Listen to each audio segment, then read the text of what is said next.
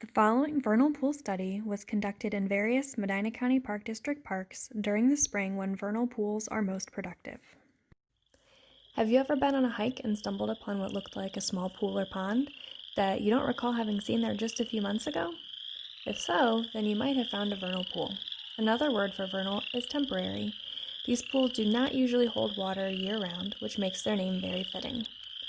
Since they are temporary, there are often fewer fully aquatic predators like fish that might eat eggs. This has resulted in many things specially adapting to life in these temporary pools where they can perform important tasks like laying eggs with added safety.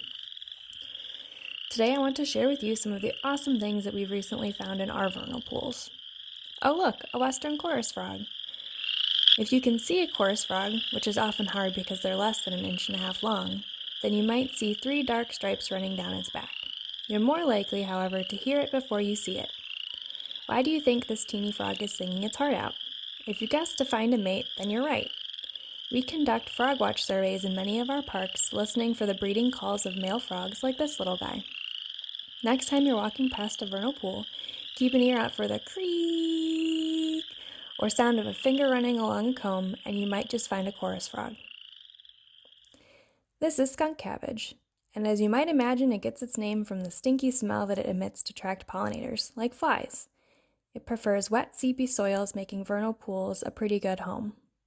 It's one of the first plants to emerge in spring, producing enough heat to actually melt the snow around it.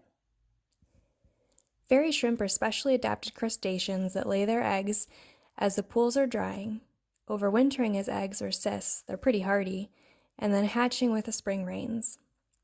They're only about 1 inch long when mature, so it's not hard to imagine that in the right habitat you can get as many as 200 fairy shrimp per liter of water. How amazing is that? While this spider might look big and bad to you, I find it rather adorable and well adapted. By name you might think that they only eat fish, but they will eat just about anything, including tadpoles, which often call vernal pools home. The fishing spider is good at the sit-and-wait strategy. When prey is where they want it, they ambush, even if it means going underwater. Yes, they can go underwater.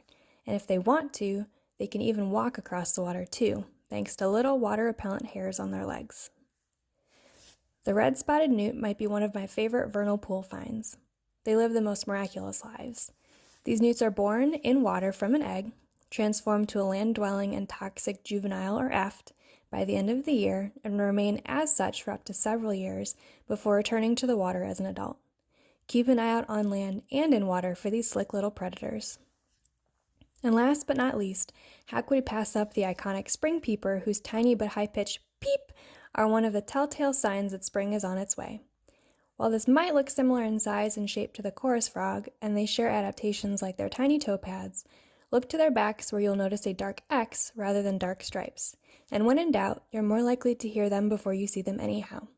So keep an ear to the pools for that telltale peep. Now that you have observed this vernal pool field study, see if you can identify any areas in your backyard or near your school that may be vernal or temporary pools.